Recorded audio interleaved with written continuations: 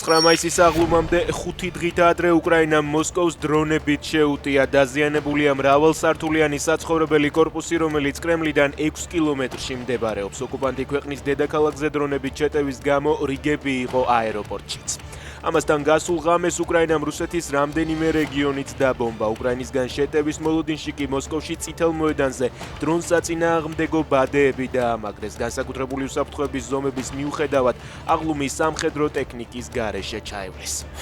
სომხეთი ევროპელ ლიდერებს მასპინძლობს. ზელენსკი, მაკრონი, ტუსკი, სტარმერი, ფონ დერ ლაიენი, ევროპული საბჭოს პრეზიდენტი ანტონიუ კოშტა და სხვა მაღალი თანამდებობის პირები ერევანში ევროპის პოლიტიკური თანამეგობრობის სამიტზე დასასწრებად ჩავიდნენ.